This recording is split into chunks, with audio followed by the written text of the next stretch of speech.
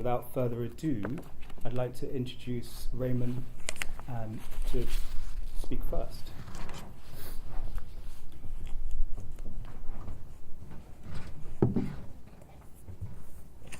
See my little prompt here. Okay, we changed formats here, so it might be a little screwy here, but we'll live through it. It's fine. So first off, thank you for the organizers of having me here today. I think we're having some really important discussions many people are interested in because it really speaks to the immediacy of where we are in our social, economic, and political landscapes. I know our program right now says it sort of starts off with this idea of thinking about smartphones, social media, and that idea of platform economies. But what I want to do is I won't speak on those specifically. Sorry to disappoint you. But what I will do is attempt to offer some type of insight into the conditions that enable the commodification of data and these resulting phenomenons that we know as platform economies. And then of course, their operational devices, which are smartphones, so on and so forth. So really what I want to do is I want to take an ontological step back to look at the emergence of capital frameworks and how those frameworks are already precluded in the exclusion of racialized bodies. But, so to begin here, I want to begin with the bare life of the black female body. A life that Alessandra Rango argues must be understood if we're even to critique modern forms of capital. As what we know as the black form is already subsumed within the image of monetary value and the fictive substance of race. What I mean and what I would like to propose here in following Rango is what she calls the, quote, ontological scandal perpetuated by slavery. And this scandal, according to Rango, is, quote, repeated with each instance of alienated black labor, each time blackness functions as the commodity form, and with each repetition, they continue to be reified. But Rango's gesture presupposes that the production and subsequent domination of colonial nations today are predicated on the abstract reification of the black female body as a mode of currency. And I'm going to explain a little bit more about how those things are connected to our modern ecologies. But to even begin to address this type of ontological scandal that Rango is putting forth, we must first think through how the black body is individuated as a currency of exchange within modern financial systems.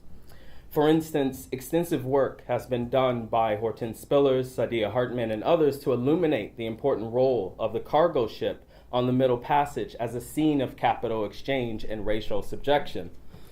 However, I want to build on this work to think through the genesis of the black self. And in most instances, if you've been to one of my talks, when I talk about the black self, I'm talking about the black self as a capital B. I'm talking about the self that is rendered into non-being by its sheer mode of existence. So that would, of course, include racialization. It would include issues of gender. It would include issues of sexuality, so on and so forth. So when I think through the genesis of that particular body, that body of non-being, it is already informed by the logics of enumeration at speculative risk, where the pre-individuated state of black being is always already contaminated by the conditions of labor-based capital of accumulation, as well as the dissonance between the real black sense of self and any social engagements that abstract the black self into as Denise Ferrara da Silva argues, a formative system of value. So in other words, as Ian Bacon describes, the growth of Anglo-European financial domination was not merely a cycle of labor and exchange, but a scaled transaction of quantifiable insurance risk associated with the contingency of death and illness aboard slave cargo ships. And of course, I'll make this connection later to thinking about even our last panel in this current debate over Brexit, and thinking about it not just being an issue of debate over referendum and debate over opinion, but actually being a scaled transaction of quantifiable risk, and how that risk is continues to be articulated through the forms of debate, through the forms of something called soft and hard, through the forms of exit and entry. And what Bacome and Rengo are trying to articulate is those forms of access, those barriers that are actually presupposed on which bodies are actually granted entry into certain systems is already a product of colonial slave trade, and particularly the cargo ship. But Bacome points to the British economy in particular to discuss the granting of a real existence of enslaved bodies, inasmuch as survival and a successful delivery of those bodies can be bought and sold virtually as the hidden subject of insurance contracts and bills of credit. Or in the case of the British slave ship Zong, the enslaved body is underwritten as a speculative appearance of capital and public outrage. So if anyone isn't familiar with the story of the Zong, does anyone know the Zong? Yes, kind of, sort of, okay. So the British slave ship Zong was a very important moment, actually, in British colonial history. So the Zong had an owner, which was actually on British soil, and there was always a relationship between the owner of the ship, which is actual trade route, and the captain of the ship. So the captain of the ship, there's a point in the Middle Passage where there isn't a lot of wind. So the boat actually entered into a section where it was stationary. An illness broke out on the boat. I believe it was 70, someone correct me if I'm wrong, I believe it was 70 or so slaves contracted this illness, and I believe about 15 crewmen. So the captain of the ship made a decision that it was actually cheaper to throw the rest of the slaves overboard than it was to continue the trip to Jamaica. So basically, now we have a single captain, a skeleton crew that arrives on the coast of Jamaica, but the story doesn't end there. This is why it's a significant story, is because actually once it arrives at Jamaica, the owner of the ship actually sued the insurance company for the value of the slaves that were lost due to illness and were actually jettisoned overboard.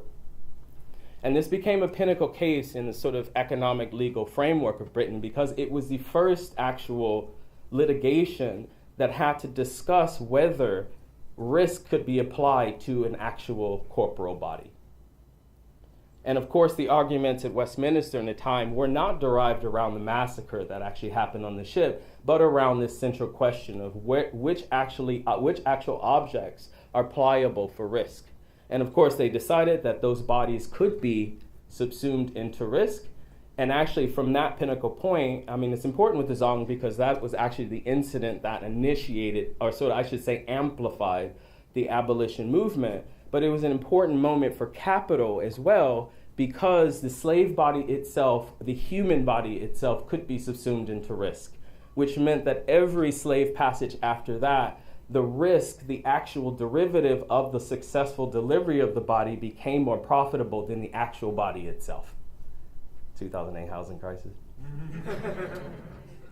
So this is a really, really important moment. And what Rengo is sort of articulating is the fact that the emergence of a political economy that's based on risk and insurance is what emerges now, as we know as Canary Wharf, what we know as Wall Street, so on and so forth. So any modern framework of capitalism is already subsumed in the death and violence against the black body.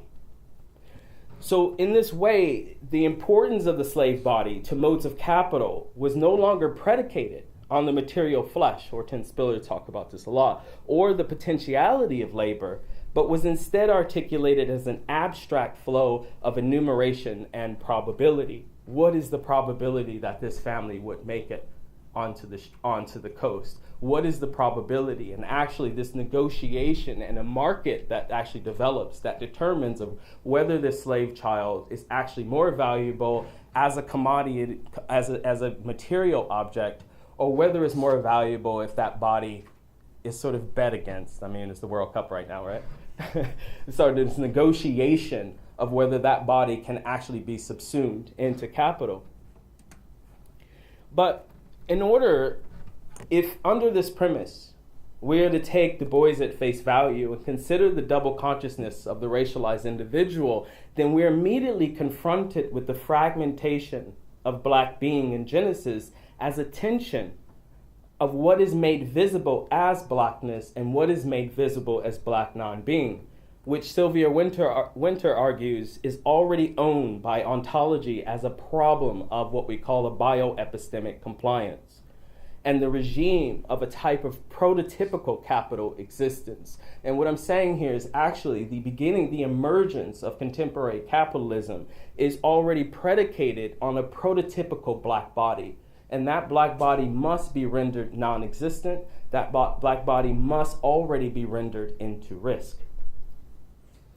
So when we think about these sort of larger topics of social quantification, I'm sort of speeding through here and I don't have much time, but when we think about the larger issues of social quantification, and as the terms of contemporary capital depart from the derivation of value as a direct engagement of the body with the techniques of labor practice into technological ecologies, they emerge as adaptive modes of information exchange that, unlike popular belief, are indifferent to the specificities of the body themselves.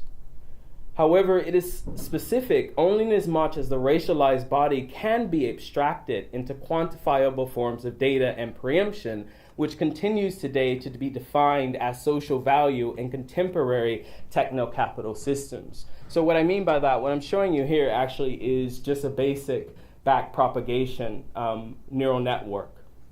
And these neural networks, we sort of hear these sort of, we conflate AI and machine learning, they're two different things. But when we think about our contemporary devices and we think about the push that we are having to automation and anything that's computational, what emerges is actually already a system of quantification and preemption that predicates that device itself. So what you see here is just a basic neural network where you have input layers. I won't go over the mathematics, don't be scared. We have input layers here going into certain hidden layers, and you have an output that's established there. So really what it says systematically is this moment here is your corporeal body. This is your data that's being subsumed even as we speak. So when we think of privacy, we're actually here.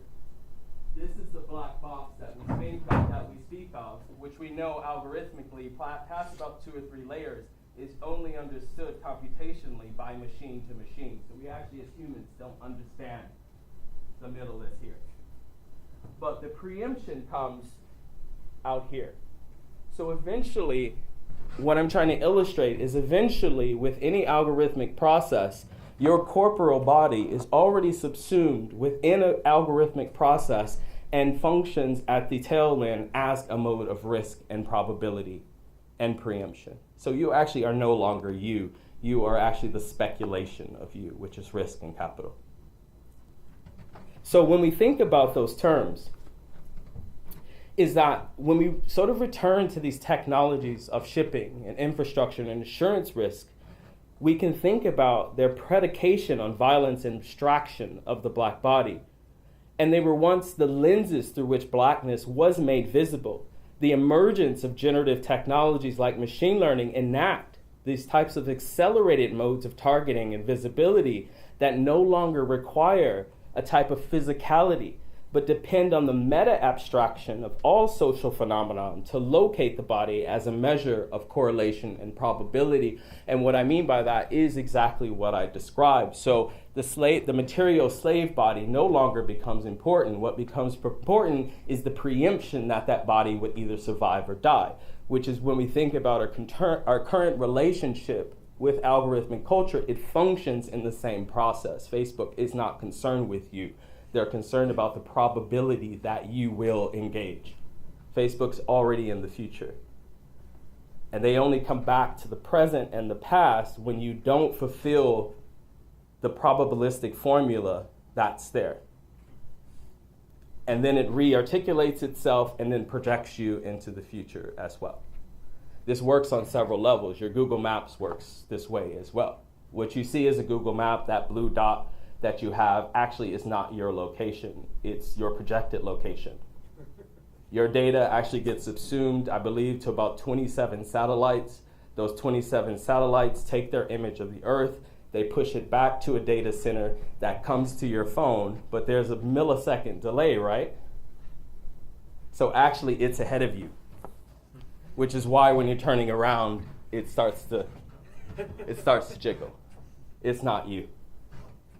So when we think about this way, in terms of a capital framework, and I'm really hesitant to detach our algorithmic culture and our devices that we know from the idea of capital, because they emerge from capital. That's why these sort of disparities that we see are no surprise. I mean, it's no surprise that Wall Street would actually capitalize on violence, that would actually capitalize on racism, capitalize on these sort of dynamics. And to see our sort of Silicon Valley companies and very other small, very much smaller companies interact with these things, we have to return to the fact that these are already capital structures. They have no interest in mind for comfort. They have interest in mind for the reification of the abstraction of the body itself. So when capitalism, in this way, like while capitalism may make use of this potential of machine learning to articulate new trajectories of growth, machine learning also holds the capacity to articulate new forms of relation that can bring the subjects of capital not only into visibility, but also enact new forms of resistance. This is where I get positive. All right? Now, I don't have time to go into all of the specific functions of a generative type of technology like a neural network, but I will, however, note that we misconstrue machine learning as being powered by data, when in fact, it only makes use of data to produce what we know as the socio-technical. And at its mathematical foundation, machine learning is actually powered by symbolic mathematical functions and algorithms, which are themselves just step-by-step instructions that animate these functions. They're simulations that are subsumed into symbolic forms. I don't have time, so I actually won't go into the differential calculus, so I'll just sort of move on. But it's also important to note that what we know as machine learning and AI is powered by these sort of differentials. Sorry, I'm going to skip that because I don't have time. But got it. However, if we are to accept that the black body, the black female body, is already generated as real, in as much as it is measured by capital as a value of risk and probability, then it prompts me to think through how this individualized form detaches itself from the fictive individual that is articulated by capital as this type of illusionary form of investment.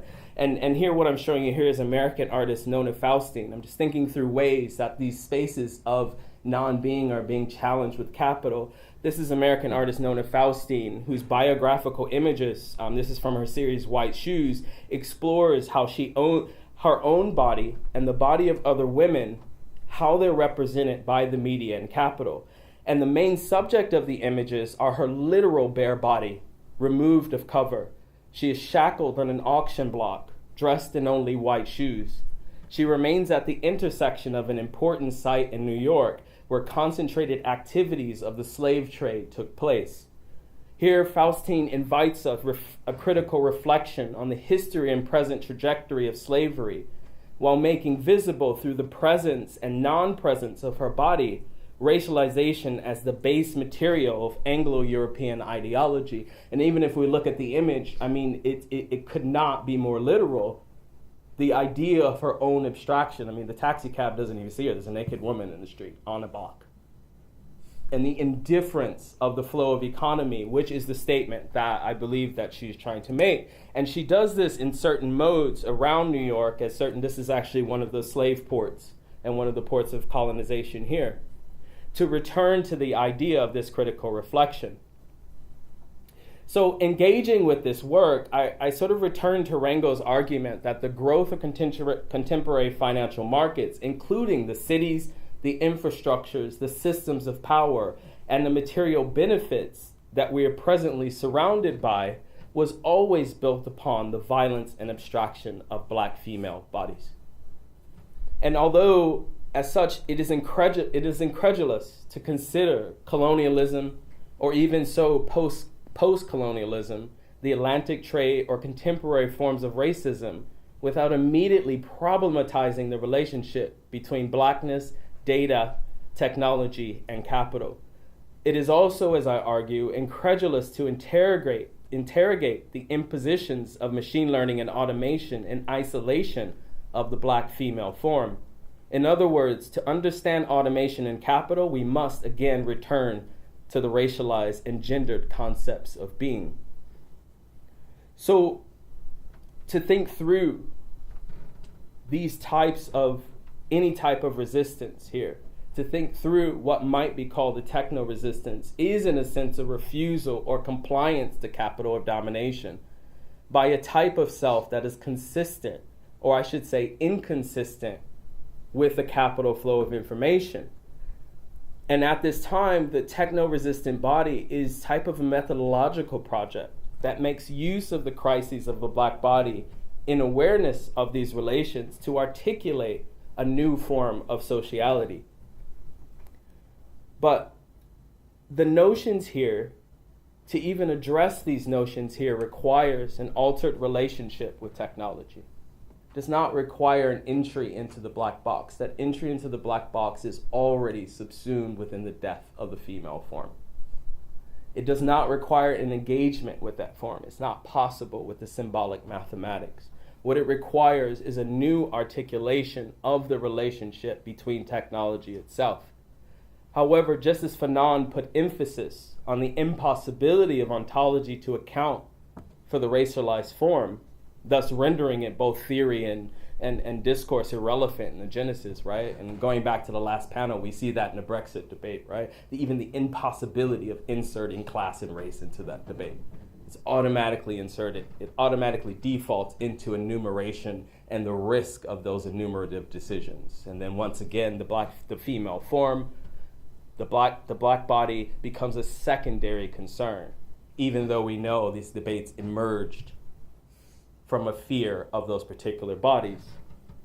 But if we think about this, I do not propose that this new type of relation is a type of Hegelian master-slave dialectic of representation or new form of representation, but instead I want to extend Fanon's type of para-humanist project to consider how the space of the black individual and the collective can disrupt these terms of universal exchange. And while this would require the adoption of a type of fugitive state, using Fred Moten's term, which I argue rests upon the capacity to breach the ontological scandal of the fictive capital risk, it also takes cues from movements such as the Afrofuturist methodology to catalyze on the explicitness of abstraction itself. The potential also exists in the field of machine learning, which, if we re-articulate our relationship with mathematics, I don't have time to talk about how that happens, we can generate new methodologies that might allow black folks to generate affirmative self-modulating states of being, beings that navigate through the duress of capital, as well as bring into existence a re-articulated form of self-actualization. And I'm going to leave it there. Thanks.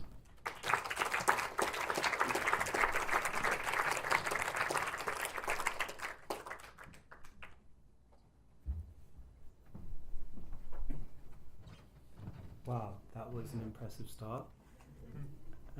Next we have Francesca Sobande from Edge Hill University. Welcome.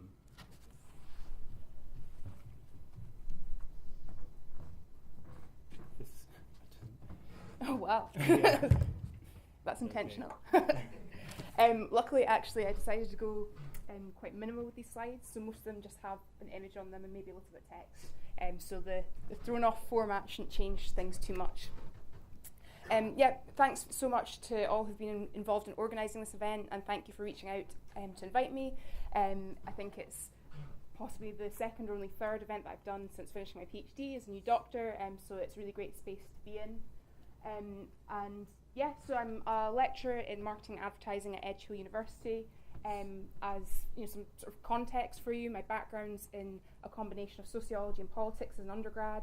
I worked in marketing and higher education for my sins very briefly, and I studied corporate communications and public affairs, distance learning as a postgrad, when I really realised that there were all these issues to do with identity, particularly race and gender, that I really wanted to get to grips with, but which were often sidelined as part of an undergraduate degree. So at the core of my research is really a focus on issues to do with identity, ideology, and intersecting inequalities. I approach my work primarily from a black feminist positioning. So I think to pick up on some of the questions that we've heard earlier on today, for me, the economy is never not raced, it's never not classed, it's never not gendered, and so forth. And I think it's really important that when we speak about the idea of new economic futures, we reflect on, economic pasts. And as we've just seen now, that involves reflecting on the role of colonialism, reflecting on the role of empire in all of these conversations, and not relegating them to sort of an afterthought.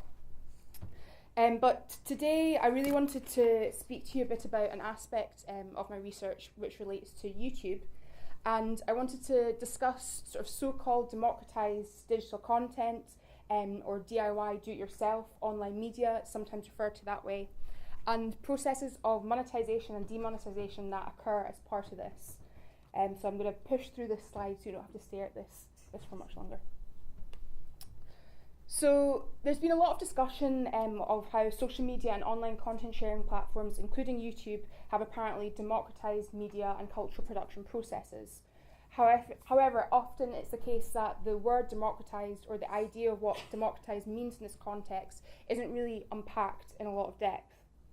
So how are these online platforms, and YouTube's just one that we can pick up on, but how are they allegedly democratic in nature when, more often than not, they're commercial and corporate entities shrouded in a decent dose of sort of secrecy, hierarchy, and the potential for corruption to occur in ways that we probably will never be able to even imagine?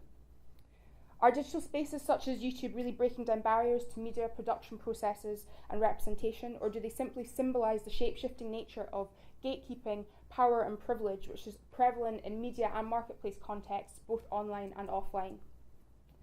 The potential for self-representation and digital entrepreneurship in spaces such as YouTube has really resulted in a lot of contested praise, and it's something that I go back and forth about myself when I'm doing my research. Is I want to recognise, the tensions between structure and agency, the ways that people are engaging with these platforms in a resistant and activist way, but also the reality that these platforms are very much, controlled by another, and we're not always entirely aware of who or what that other is.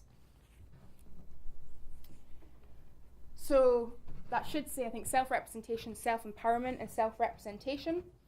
But as part of my research related to the media experiences of black women in Britain, I initially wanted to find out about how they were represented on television and what they were watching on TV.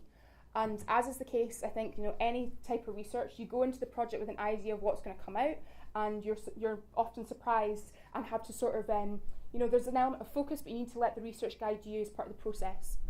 And what was clear was that amongst the women that I spoke to, who were between the ages of 19 to 47 years old, most of them were under the age of 34. Many of them were talking about a rejection of mainstream media. And that links to some of the discussions earlier on to do with issues in terms of ownership and the fact that media is very much concentrated amongst, an economic elite. And YouTube is one of the key places that they were actually turning to. And not only was it YouTube, it was more often than not some of the same vloggers as well, some of the same YouTube video bloggers, time and time again the same names were popping up, and then actually some of my interview participants even had personal connections. So it was really clear there was a sense of community online that was available and accessible to some of these black women in Britain that they weren't finding in the mainstream. And this is just a quote by an interview participant who chose the pseudonym Nymeria, which I feel gets to the heart of some of what I'm speaking about here. So this is in relation to her use of natural hair video blogs. Hair played a large part of my research, and there was ultimately a lot of discussion to do with how black women in Britain are reaching out to platforms such as YouTube as a means of not only seeing themselves on a screen, but sometimes sharing knowledge with each other, taking part in forms of solidarity, and in this case, sometimes related to issues regarding gaps in the marketplace regarding hair and beauty advice, hair and beauty products. So Nymeria said, like many other black women, I didn't really know what the hell to do with my hair. So it was amazing to find a community of natural hair gurus on YouTube. There are literally thousands and thousands of black women in all these different parts of the world doing this. We consider them beauty bloggers, but I feel as if they lived within their own little niche, which is particular to black womanhood. Some, they're just really small channels, and sometimes I just like to give a girl a chance, It's kind of soothing to me at this point, because I've been doing it so long, and I feel like it's such an amazing thing that we created for ourselves. The closing statement, this idea of we've created this for ourselves, I think, again, this really pulls out some of the emphasis on agency, autonomy and control that we see as part of the discourse that surrounds social media. This idea that you can represent yourself, you can broadcast your life, And often what is missing is how is that mediated? How do people intervene with that? How is that potentially co-opted as well? So without really problematizing the dynamics and the social significance of YouTube, I feel that there's a risk that we overlook how it can not only potentially self-empower people, help them to self-represent themselves, help them to self-educate, we may actually be at risk of overlooking how it also restricts people's lives and experiences, and how it can very much reinforce, and not only reflect, but reinforce existing social inequalities.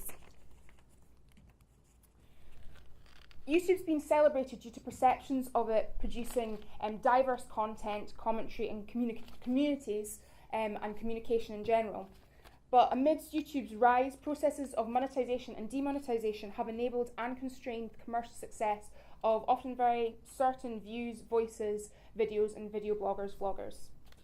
For example, earlier this year, YouTube announced that channels with less than 1,000 subscribers and less than 4,000 hours of view time over the last 12 months would no longer be able to monetize their content through the YouTube partner program.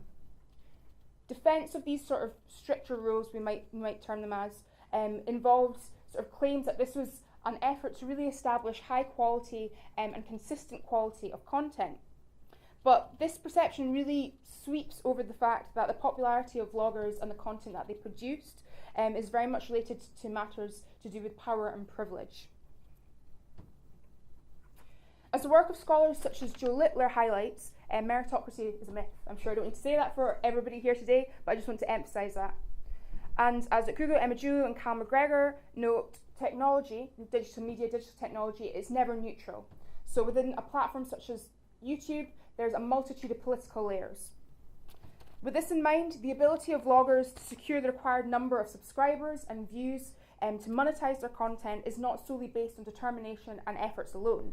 Far from it. When observing the highly successful vloggers that are out there, a common trait shared amongst them is that many of them are white, they're middle class, and they're young.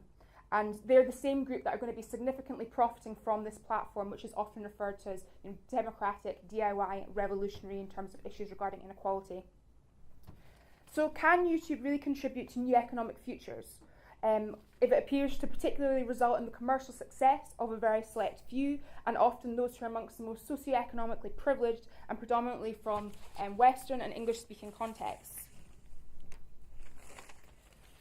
Furthermore, access to YouTube as a creator, a content viewer, or as both, is also based on a degree of privilege. And this includes, having access to digital technology, continued access, and having the time to invest in perhaps creating a platform on YouTube as well. If potentially progressive and new economic futures are dependent on internet access and platforms such as YouTube, such futures are likely to be ones that are very much concentrated in certain parts of the world and amongst certain people, where and whose economic past, present and future is rooted in their global hegemony. And I feel that as part of this sort of overarching agenda that we're exploring at this conference today, it's important for us to reflect on our own privileges as well. So when we speak about issues to do with precariousness, precarious work, some of the class politics at play there, what's the difference between speaking about the precarious work of an early career researcher within the academy versus the precarious work of perhaps a migrant whose status in this country is dismissed, questioned, and who is scared about going to their work, make a complaint, they're hoping that they'll get paid the next week and they can't speak up. So are online content sharing platforms a means for seemingly marginalised people to autonomously communicate and create content that is absent in mainstream media and market contexts, including by documenting, organising collective and activist work that's often overlooked and even erased?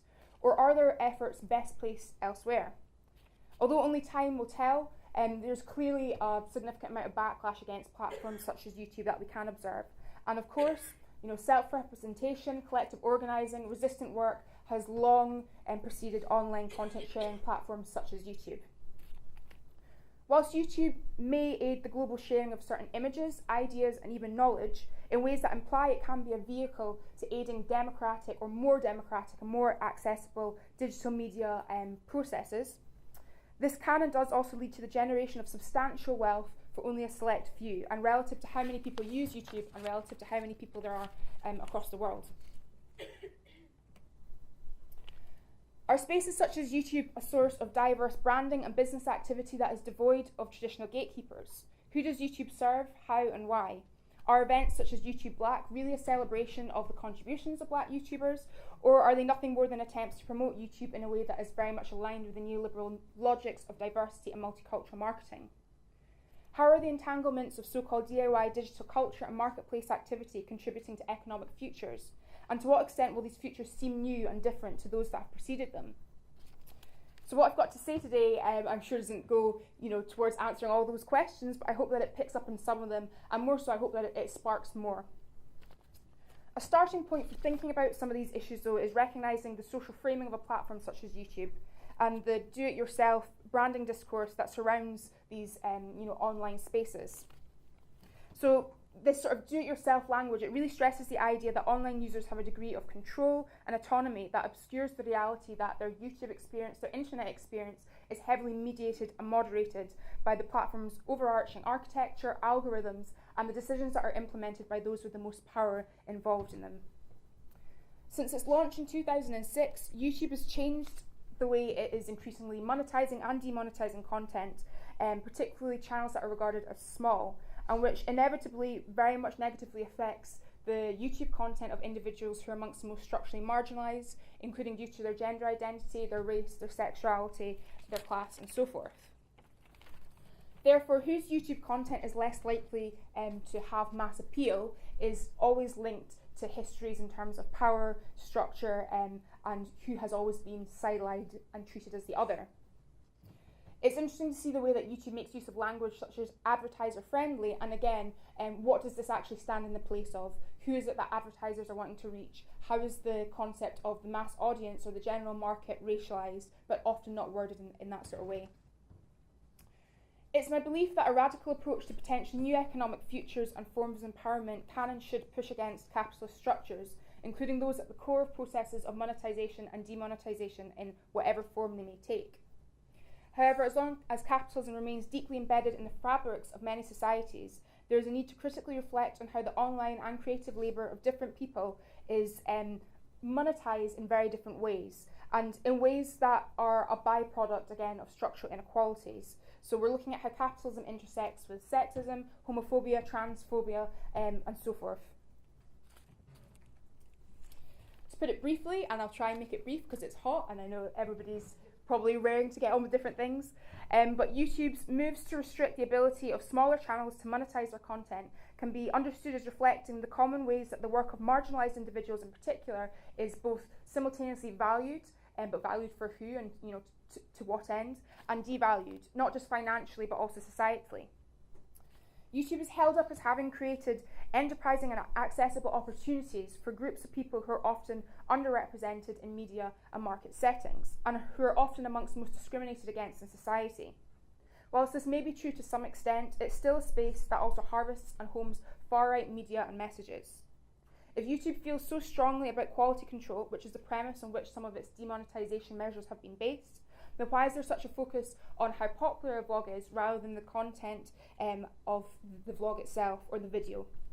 And why is it that when there is a focus on the content of a video on YouTube, this often results in the censoring or the R rating and demonetisation of the content of vloggers or YouTubers, such as those who are LGBTQI? Why is it that we see something is rated as R when there's no clear indication as to why it's been put into that category? So ideas to do with alleged quality control are undeniably rooted in market logics that lead to the notion of quality often simply standing in for marketable and sellable.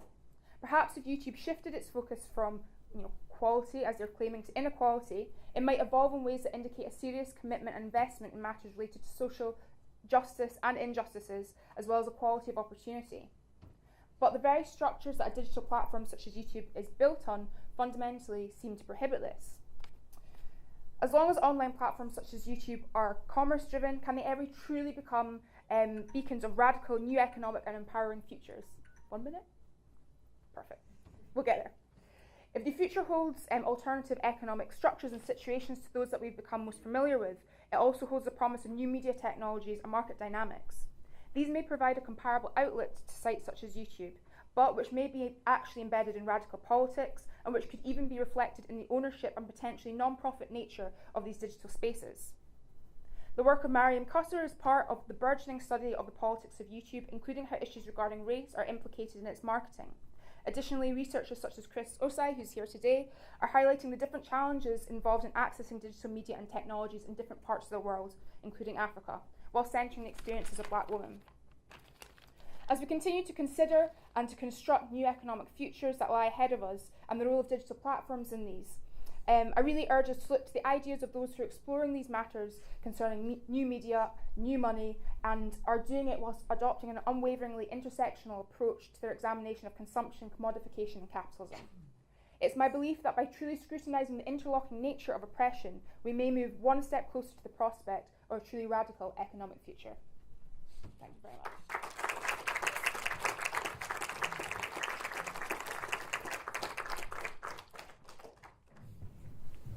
That was a very interesting talk and many questions were raised. I'd like to finally welcome Professor Jeremy Gilbert.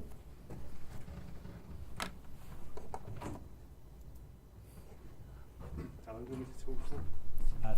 15 minutes, if you wish.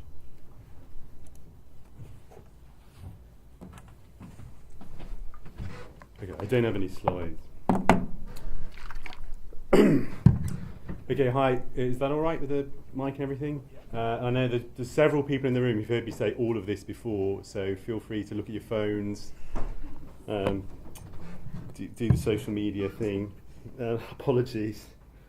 There's probably, I don't know how, there's a lot of people who would hear me say it all before.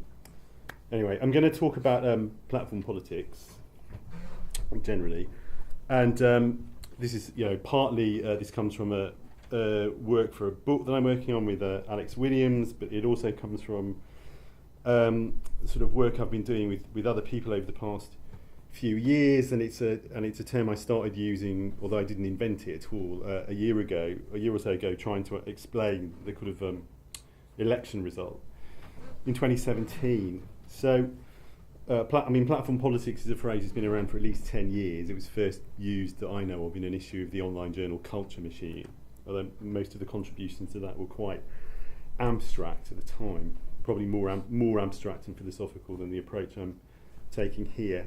And obviously platform politics is related somewhat to the notion of platform capitalism, which is a term most recently popularised by Nick's book, and Nick Senicek's book of that title, but which is also kind of alluded to in what for me I think it was a really kind of formative text in my thinking on these issues, which is an interview that Andy Goffey and I did with the radical economist Robin Murray about 4 years ago. Robin died sadly a year or so ago. That was in the journal New Formations, and the question that we put to Robin that led him to kind of formulate something like an account of platform capitalism was the question as to whether we were still in the era of capitalism defined by, which could be characterised as post-Fordist. And post-Fordism is a term that Robin himself was responsible for popularising in Britain in the 1980s.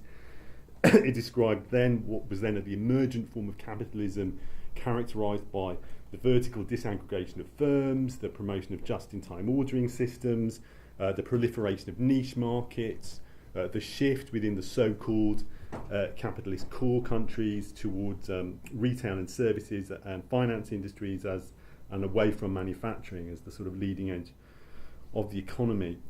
And it's a term which belongs to a vocabulary, really, or which derives from the work of a group of economists I'm sure a lot of you will have heard of before, known as the Regulation School. And the Regulation School are a group of sort of neo-Marxist economists writing in the late 70s and early 80s, their most influential work, partly influenced by the thinking of people like Antonio Gramsci. And their key concept, which has been influential on the work of people like Robin, the work of people like David Murray, Bob Jessup, etc., is the notion of a regime of accumulation. And the regime of accumulation, the idea of the regime of accumulation is the idea that although there are certain historically invariant features of capitalism as a mode of production, that within specific historical periods, the ways in which capitalist production is organised, technologically, socially, organisationally, institutionally, can vary quite dramatically, and that those variations will have significant implications for the wider social formation, for the political opportunities, and for the culture of the social formation within which capital is being organised. So the idea of post-Fordism was the idea that the so-called Fordist regime of accumulation, which had emerged in the mid-20th century, was somehow being surpassed. Fordism being characterised by mass production, by a certain level of industrial automation, by a highly homogenous material culture, by a relative degree of a relative sort of stabilisation of cycles of accumulation under a broadly Keynesian economic regime, which really produced the society and culture of the post-war decades. What in France is always called the 30 glorious years, what in Britain we talk about as the sort of post-war settlement, what in America is thought of more in terms of the legacy of the New Deal of the 1930s, a form of capitalism characterised by persistent wage growth, by expanding welfare entitlements, but also culturally by a kind of high level of quite a high level of social conformity, relatively high level of cultural homogeneity. And post-Fordism was understood in the 80s as sort of producing, being characterised by partly by a new wave of automation, which was sort of contracting the number of jobs in the manufacturing sector. It was characterised by forms of globalisation, which were shifting manufacturing away from the traditionally conceived core countries. It was characterised socially and culturally, in particular, by an increased emphasis on the importance of consumption and the importance of citizens as consumers, and the sort of active proliferation of niche markets, which was generally correlated with a culture within which notions like diversity, certain kinds of multiculturalism, a certain proliferation of lifestyles were all seen as actually correlating to the objectives of capital accumulation, whereas in the previous generation they would all have been seen as somehow running counter to it. So you get a shift from the situation, say, in the early 70s, where people think that you can't really imagine a kind of capitalism that, for example, can tolerate out gay people, because that somehow undermines the nuclear family, which is necessary to social reproduction, to a situation by the 1990s in which it seems that the contemporary forms of capitalism are quite happy to tolerate an endless proliferation of lifestyle. Now, post-Fordism is, in that sense, is the sort of grounds upon which neoliberalism emerges as a sort of hegemonic political project, and I think it's always important to some extent to differentiate them from each other historically and conceptually. Post-Fordism usually, really properly speaking, it names a particular set of ways of organising the work process and the relationship between consumers and producers. Doesn't necessarily imply most of the neoliberal programme. In fact, in the early 80s, there are hopes that you might get that post-Fordism might become the context in which you'll get, say, a proliferation of the cooperative sector, a kind of shift towards worker self-management in industry, etc. In fact, a lot of the things that we're now hoping that the new regime of accumulation is going to generate. But that's not what happens. What happens instead is post-Fordism dramatically undermines the traditional institutions of labour organisation, which really deals a kind of body blow to the political left, from which it doesn't recover for several decades, which creates a situation in which neoliberalism becomes the kind of hegemonic project of governing elites. But I think this is the kind of historical context for the emergence of some other people have used the phrase, but I keep trying to kind of own it. We'd like to call actually existing neoliberalism, as opposed to a kind of hypothetical, kind of theoretical neoliberalism, which has its genealogy in the legacy of the Mont Péril Society. Actually existing neoliberalism is a specific sort of social formation, which in some ways resembles the kind of political economic regime described by people like Hayek. In other ways is very different from it, and which essentially represents a kind of coalition of interests which has finance capital at its heart.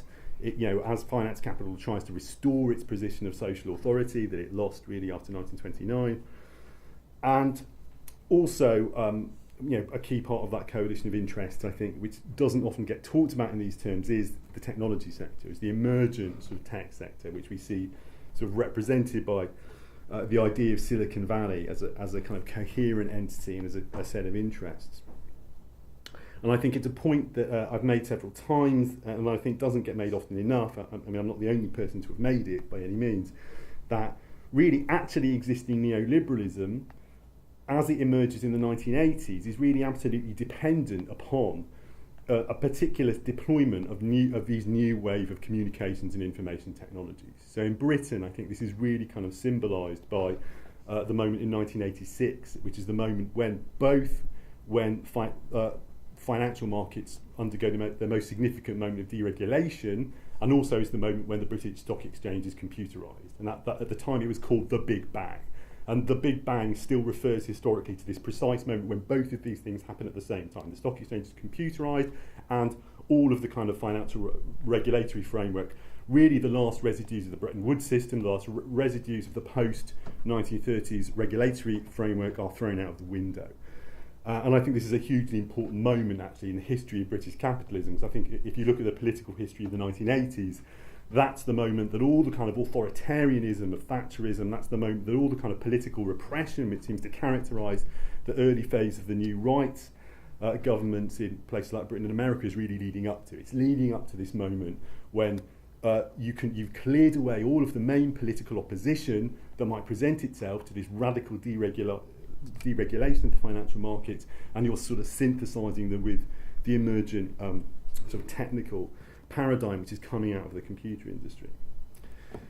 So I think what emerges out of that in the sort of 1990s and the 2000s, as kind of fully developed, actually existing neoliberalism, is a form of capitalism, is a regime of accumulation and a form of capitalist society in which the kind of leading interests, the most powerful interests, of finance, capital, and the tech sector. And I think the tech sector, plays a very significant role throughout that period. And it's a role, it's a significant role, partly just because, and this is a point I'm always making, and again, apologies to the people who've heard me made it sort of countless times already, partly just because if you ask yourself, well, who actually, by the end of the 1990s, has clearly got more of what they wanted in terms of international regulatory regimes, in terms of the distributions of power and wealth on the planet, in terms of the kind of cultural and social norms which seem to obtain, especially in the kind of most so-called advanced economies, it's them more than anyone else. It's Silicon Valley more than anyone else. They've got their particular synthesis, a kind of globalist libertarianism, sort of technophilic, faith in the sort of liberating power of ideology, and just and they've got more they want than anyone else, in that they're really able to resist any kind of significant regulatory input from government. Even better than the sort of financial sector are. So now, what does all this have to do with platforms? What all this has to do with platforms is, I think, that by the sort of early 2000s and what we've seen emerging over the past 10 years or so is this thing which Nick calls platform capitalism, which Robin called platform capitalism or post-Fordism, but it's essentially, I think, a new regime of accumulation. It's a new regime of accumulation wherein the kind of social logics which characterise post-Fordism are in some instances intensified. There's a kind of intensification of certain logics of differentiations, of niche marketing, fragmentation, but there's also a certain tendency towards aggregation at certain scales, which wasn't really there under post-Fordism, and there is a very clear tendency towards monopoly at on certain scales, which is quite a new distinctive feature. So, and I think we've seen the emergence of platform capitalism at the same time as we've seen the kind of political crisis of neoliberalism, which Will alluded to most clearly in the previous session. And I think one of the things to think about here is the extent to which, after the sort of 2008 financial crisis, we've clearly seen an absolute crisis of political legitimacy for one specific social group, and that is the sort of professional political class who emerged really in the 1980s as the key sort of mediating agents of post-Fordist neoliberalism, the people whose job it is essentially to mediate between a wider public who are never that enthusiastic if you actually ask them about either neoliberalism or post-Fordism, and the interests which are really represented by it, the tech sector and financial capital. Now, it's that professional political class just really goes into a sort of tailspin after 2008, and I think we'll describe this series of scandals, which I think are symptomatic of that. And I think the Brexit vote, the situation, the Brexit vote, the election of Trump, etc., are symptomatic of the fact that that professional political class is just not able to get what it wants anymore. It isn't able to stabilise the situation. But I also think it would be a mistake. It's not a mistake I would accuse anyone here of making, but it would be a mistake to see that as an absolute crisis for neoliberalism as such, to the extent that there's no evidence that the core interests which actually exist in neoliberalism, always expressed, are really troubled by this. There's no evidence that either Silicon Valley or Wall Street are particularly bothered, or particularly scared, or particularly see this as a massive threat to their interests. So we find ourselves in a situation in which the sort of platform, the platform capitalism as a regime of accumulation, I think does have these very distinctive features, but those distinctive features might not necessarily include a significant shift in the question of whose interests are being represented. I think there are significant shifts taking place, though, at several levels and in several ways. I think one of them is the sort of emergence of the tech sector into visibility, sort of social and cultural visibility, as a sort of globally hegemonic class fraction, which I think is relatively recent, and I think is quite significant, and it poses some challenges for them, actually, to the extent that, to a large extent, if my analysis and description is accurate, then they've sort of been in a very powerful position already for a whole generation, but they haven't really been in the position of having to particularly account for themselves. They've been very powerful lobbyists. They've had a sort of professional political class mostly doing their work for them. At the same time, there's no question that the what I'm calling the sort of platform capitalist regime of accumulation and the general techno-social paradigm on which it rests does create also a whole set of new significant political opportunities, which I think to some extent we're all familiar with, which I think do have to be taken very seriously. And I think that the key way to understand the kind of opportunities that it presents is to understand it in terms of this logic of aggregation, which is inherent to some extent in the techno-social paradigm of platform capitalism. To put it very simply, what becomes far easier in the era of platforms than it was previously is getting large numbers of people to do the same thing at the same time very, very quickly. And this is a really significant advance, and it is a significant advance from the point of view of the political left on the situation which obtained under post-Fordism, during which it was just almost impossible to get large numbers of people to do anything very quickly. The only people who could do it were massive corporations, and they would only do it in their own interest. So this certainly does create a set of political opportunities for us. And I think we've seen some of them manifest. I think the changes in the kind of electoral composition of British politics and the changes on the Labour Party are clearly symptomatic to some extent of the new possibilities kind of inherent in this moment.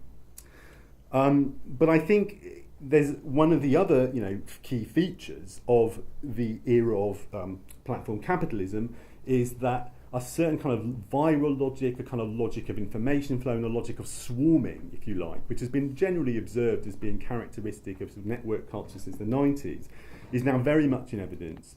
It's very much in play. And we've seen in British politics, for example, really dramatic swings back and forth around certain issues. We saw the complete wipeout of Labour in Scotland. Lots of people like me said this is completely irreversible, like Labour will never come back in Scotland. Then at the last election, Labour came back in Scotland. And the SNP already started to decline. So this kind of logic of reversibility means I think we can't take anything for granted, and certainly progressive forces can't take anything for granted in terms of the future and history being on our side. But I think there are some important kind of observations maybe to take away from this analysis.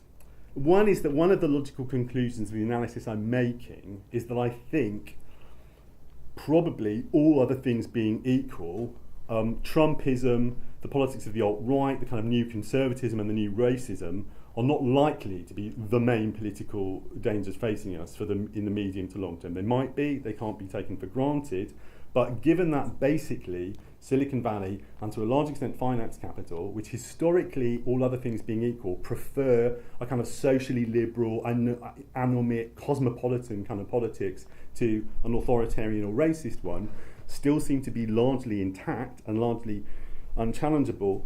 I think probably for progressive forces, a bigger danger is a kind of resurgence. At least in the States, I think there's a bigger danger is a resurgence of that kind of neoliberal technocratic centrism, and it's a sort of prediction I made several times already, and I first made it in a different room at Goldsmiths, like about 18 months ago.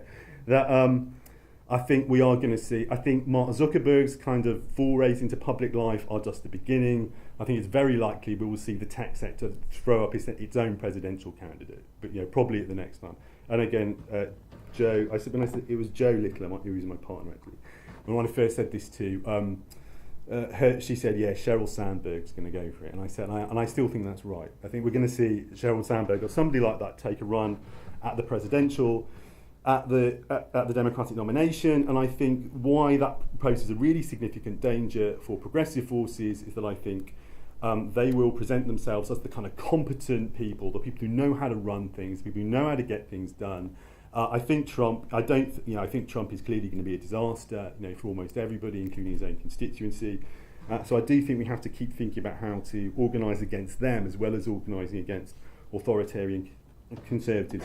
In Britain, the Brexit situation, I think, makes things a little bit different. It's very hard to reimagine a kind of institutional resurgence of Blairism, but we don't know what could happen sort of 5 years from now. And certainly in Europe, that kind of technocratic, that sort of cosmopolitan, neoliberal, technocratic political class within the Eurozone has absolutely asserted its authority. They put down Syriza, they got Macron elected, and Macron is more of a problem for us than Le Pen is. I realise Le Pen is a more attractive opponent, but she is not the president of France, Macron is. And so I think sort of continuing to think about how we make our own critique of that remains very important.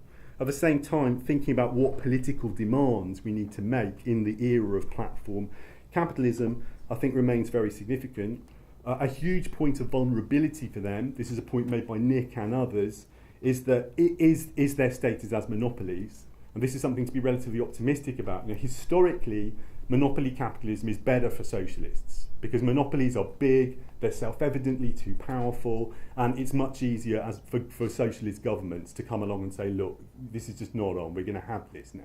Then it's much easier to do that than it is to do it with weirdly disaggregated sets of investment funds and horizontally disaggregated networks of subcontracting firms. So I think, I think the mutualisation, the regulation, and the accountability of platform monopolies has got to be a key demand. I think, broadly speaking, we're going to need governments who are absolutely committed to enabling us to take advantage of the organisational possibilities presented by platform technologies in ways they're not really currently being taken advantage of. The absolute first priority here would be new forms of labour organisation, because at the end of the day, we're still a different regime of accumulation, is not a different mode of production, and as long as you're within the capitalist mode of production, there is no social and political progress without organisation at the level of work and labour. I don't think at the moment that it's reasonable to expect grassroots action or autonomous action to be able to challenge the power of these global sort of monopolies without support from the state, without support probably from institutions at the level of the European Union. But I think we have to really formulate and crystallise this as a clear political demand. We expect government to do whatever is necessary to reunionise the workforce, using the platform technologies, which should now make that so much easier to achieve than it was during the era of post-Fordism. I think I'll leave it there.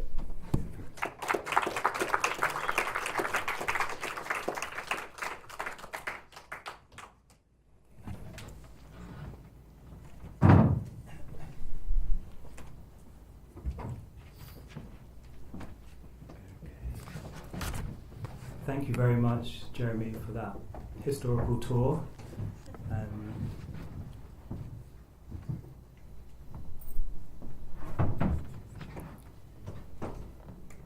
Before I open it up to the floor, is there any questions you'd like to ask each other about what you heard?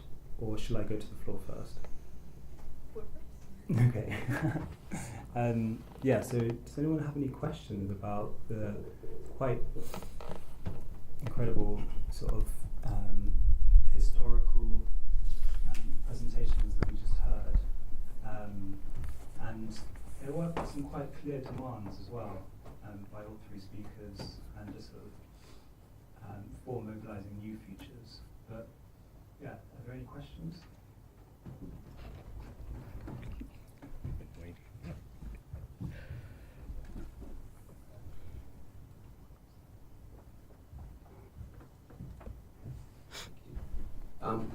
A question for Jeremy. When you talk towards the end of your presentation about the sort of political potential of platforms to bring together, scattered constituencies, I think there is something inherently problematic about how you do that, because you can end up in a similar situation to the one that you were describing about YouTube, about demonetization. And this has happened on Facebook with certain niche political groups who've been, where the thresholds for certain kinds of, access have been lowered or whatever. So I just wondered what you think about that versus building your own platforms versus the political alternatives and opposition building their own platforms to circumvent those kind of controls. I'm going to take a couple of questions.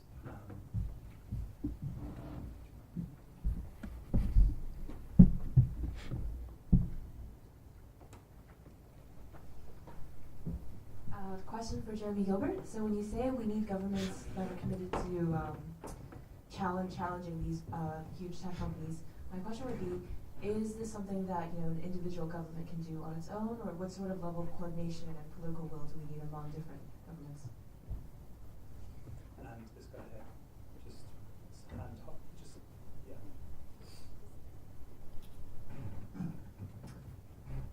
I'm trying to formulate my question still, it's quite difficult. I like the blue dot thing because I realise how the blue dot works. It's quite interesting.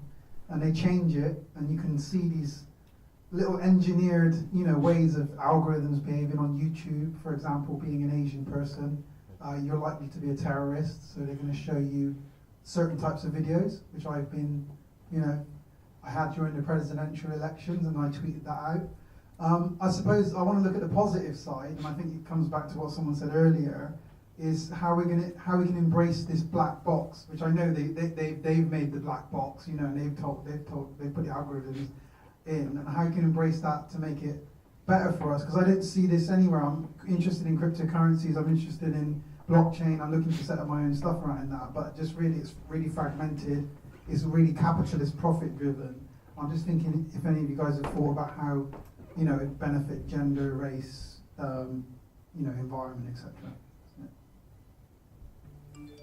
I think the first one was for you. Okay, yeah. So on our own platforms, yeah, sure. I mean, I'm in favour of them. I mean, I think and I think they do require quite they would require a sort of big intervention, and it partly, I think it would probably require sort of governmental action. Although I also think, I find myself these days often kind of making apologies for what is now sort of traditional sort of hacker culture. Things I think, because I also think there are really important resources in that kind of well-established now tradition of open source and open source encryption and all the stuff which is supposed to mean that we're naive like Californians if we think it's at all important, like blockchain. But actually, the reason that stuff is important is that when it comes down to the fights with people like Facebook, those are really going to be important tools. But I also think probably we're going to need governmental support. And this speaks partly to Wendy's question about, at what level? Well, I mean, we do have some historical precedent to answer that question, and this is a point that never gets made in the debates around Brexit, which is the European Union has done one progressive thing I'm aware of in the past 15 years. It made Apple pay its taxes, which is something which there's no evidence that any national government, including the American federal government, actually has been capable of doing.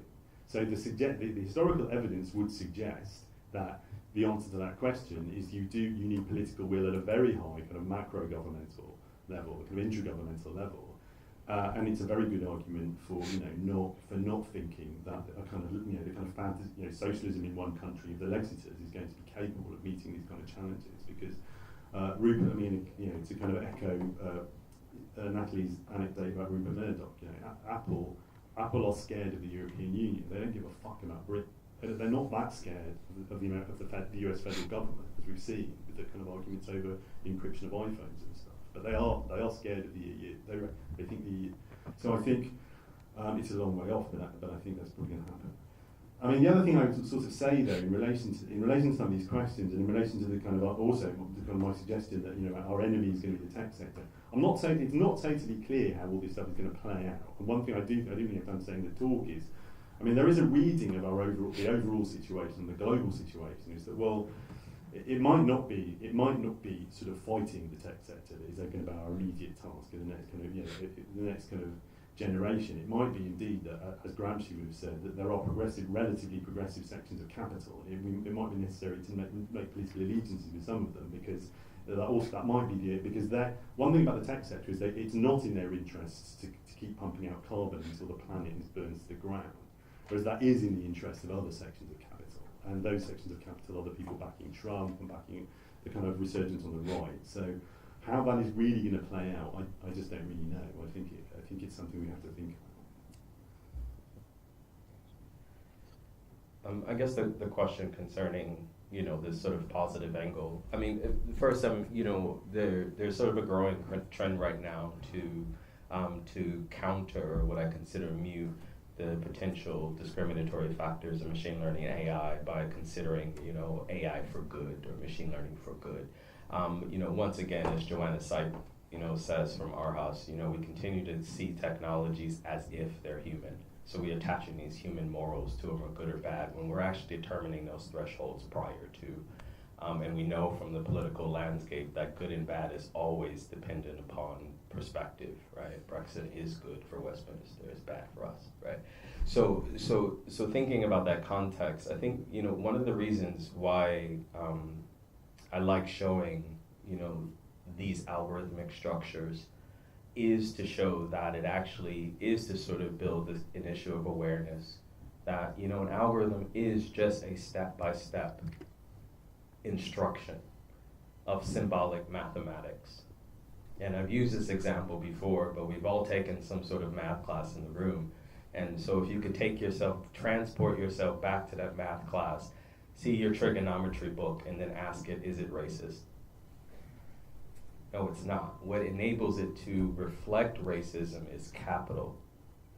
Because even if we look at something like Google DeepMind, I mean, these were three gentlemen from Lewisham. I mean, they developed deep mining algorithms playing Atari games. It was the capital of Google, which they were promised. Actually, the reason why they sold themselves to Google, not Facebook, is because Larry Page told them, we have $1 trillion blank check. And it gets initiated into processes that are already understood within the languages of capital, which is why this new resistance is, again, you can't militarize these types of methods. They weren't interested in making automated weapons. They were interested in playing Atari games. And so the reason why I point that out is as a mode of resistance, is the primary point is kind of like I think of the kind of Wizard of Oz, or I prefer the Wiz. The significance of pulling the curtain to the wizard was not to figure out how that machine worked. The significance was to figure out that it was all bullshit to begin with. And so much of our debates about data politics, I feel, are misguided, because we want to see what good is it going to do us to see Facebook's million lines of code. What's more effective in terms of resistance is to realize that Facebook is only operating by preemption. They know no more about the future than we do. What distracts us from that actual reality is the capital mechanism that actually tells us that this is a machine that we're not able to touch. And we would have loved to hear that in math class, right? You wouldn't have to take it. So we're dealing with two different levels of logics, but we also have to deal with, whenever we're dealing with a capital structure that attempts to distribute itself, we have to think about that there are certain thresholds that are implicit in the mathematics themselves. We can't get rid of those thresholds. So for instance, for Facebook, if you look at Mark Zuckerberg's first comments when this fake news scandal came out, I think they probably deleted them, but the PR people ran upstairs and got to him. Because the first thing he said was, we know there's fake news, but it's only 2% on Facebook that can't possibly have a political implication. That's not an algorithm.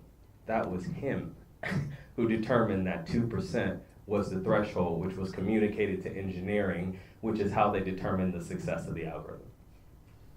If it was 1%, they would have made an algorithm that was 1%. So we have to look at these sort of types of processes. So when I think about resistance communities, and you do have resistance communities that are operating in this type of space, but these are communities that already recognize how the technologies themselves function, and they're using that same function. So to me, the positive angle of resistance is that what we're seeing in terms of imperialism and colonialism is finally actually everyone has access to the same distribution of power. There's nothing stopping anyone in this room from learning advanced machine learning, designing an algorithm, and initiating it, and launching it on this thing called the web. There's nothing stopping us except a breach of knowledge, and then we can get capital from, capital will subsume it eventually. But those are the types of conversations we need to have. So really, I guess to end is sort of resistance to that debate of we only need to just see the black box, or we only need to just see, like I don't need to go to Chase Bank and see how they operate. I don't need to see the vault. What I need to see is actually what's the illusionary part to how the capital actually affects my life. And then once I see that illusion, then I can initiate some sort of action, which is what we saw in the housing crisis, right? Because they initiated with the abstraction of capital, because actually what happened is since the actual paper deed was neglected in form of an abstraction of risk in terms of the derivative, what these local communities realized is that actually because the deed itself was no longer important, no bank actually had the piece of paper. So no bank could actually prove that they owned the house to begin with. So these people would get evicted and they would go around the corner, break the lock, and go back into their house because no one can prove that they own it. So there are methods to see how these processes work. So sorry, there's a long answer. I've got nothing to add to that. Should we take the Should we take 3 more questions? This guy over here.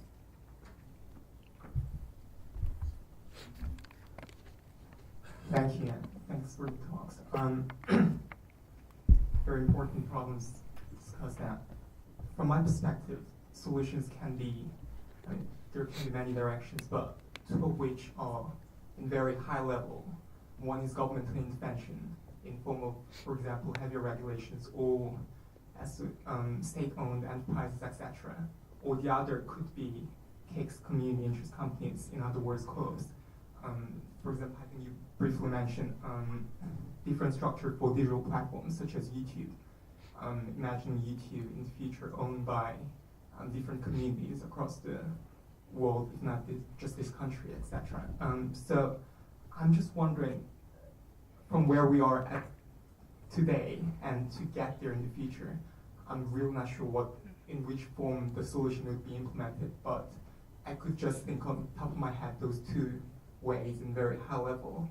What kind of forms of solutions do you have in your mind, and the difficulties of getting to that stage from where we are today? Thank you very much. Do we have another question? I mean, that's quite a big question itself. So do you want to start with it? A couple of you began on this subject. Yeah, I think in terms of what solutions I have to offer, I wouldn't say I necessarily have solutions, but I do have points that I think are worth considering when thinking about, how can we move towards some of these potentially more radical approaches to, digital platforms and ownership. And I absolutely think that we need to recognise the role that perhaps the state can play within this, but I also think it's equally as important to reflect on the precariousness of the state becoming so involved to the point that censorship is inevitable, and what that platform is for, what's on that platform, who it serves, we kind of come full circle.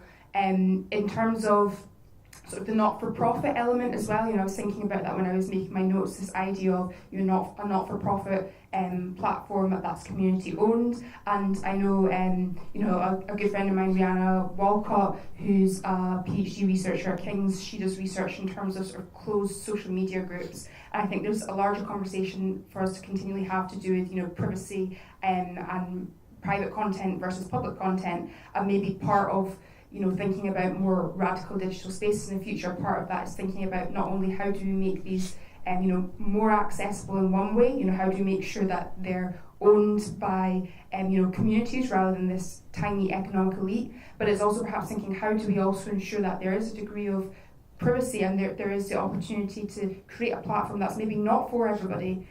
How do we ensure that that's moderated in such a way that it's open and there's a sense of equality in terms of who we want to be able to use that space, but we can also perhaps have control in a way that we don't see on platforms such as whether it's Twitter or YouTube, whereby we have far-right social media users whose content is maybe offline very briefly and it's back the next day. So it's maybe this sort of power dynamic in relation to the private and the public in all of this, and again recognising the role that the state could play in all of this activity, whilst also being very sceptical of what their agenda would be as part of that. Again, thinking about how we keep a space open whilst making sure that it stays in the hands of those who we want it to be in. Discussions maybe again to do with hacker culture, underground digital activity, and reflecting on what's come before this point. Perhaps the future holds returning to some of the previous things we've even seen.